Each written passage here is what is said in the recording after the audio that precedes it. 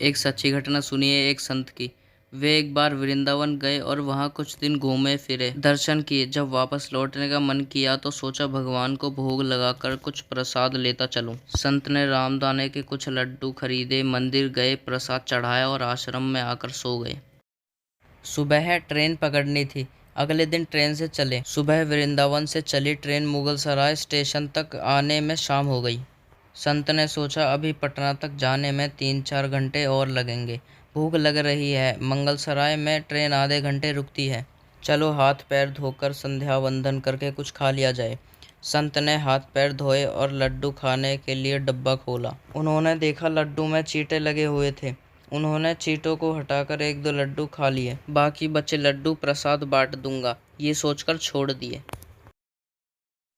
पर कहते हैं ना, संत हृदय नवनीत समाना। बेचारे को उन लड्डुओं से अधिक उन चींटों की चिंता सताने लगी। सोचने लगे ये चींटे वृंदावन से इस मिठाई के डब्बे में आए हैं। बेचारे इतनी दूर तक ट्रेन में मंगलसराय तक आ गए। कितने भाग्यशाली थे। इनका जन्म वृंदावन में हुआ था। अब इतनी दूर से पता नहीं कितने दिन या कितने जन्म लग जाएंगे इनको वापस पहुंचने में। पता नहीं ब्रज की धूल इनको फिर कभी मिल भी पाएगी या नहीं। मैंने कितना बड़ा पाप कर दिया, इनका वृंदावन छुड़वा दिया। नहीं, मुझे वापस जाना होगा। और संत ने उन चींटों को वापस उसी मिठाई के डब्बे में सावधानी से रखा और वृंदावन की ट्रेन पकड़ ली। उसी मिठाई की दुकान के पास गए, डब्बा धरती पर रखा और हाथ जोड़ लिए। मेरे भाग्य में नहीं कि तेरे ब्रज में रह सकूं, तो मुझे कोई अधिकार भी नहीं कि जिनके भाग्य में ब्रज की धूल लिखी है उससे दूर कर सकूं। दुकानदार ने देखा तो आया, महाराज चींटे लग गए तो कोई बात नहीं, आप दूसरे मिठाई तुलवा लो।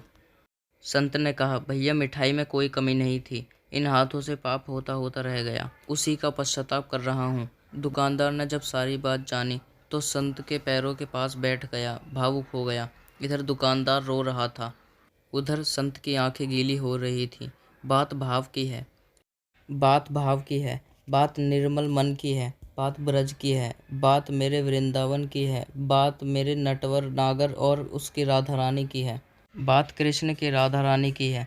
बूझो तो बहुत कुछ है, नहीं तो बस पागलपन है, बस एक कहानी। कहानी की वैल्यू।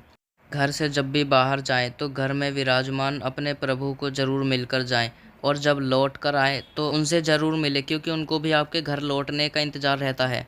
घर में यह नियम बनाइए कि जब भी आप घर से बाहर निकलें तो घर के मंदिर के पास 2 घड़ी खड़े रहकर कहें, प्रभु चलिए, आपको साथ में रहना है। क्योंकि आप भले ही लाखों की घड़ी हाथ में क्यों ना पहने हों, पर समय तो अब प्रभु के हाथ में है।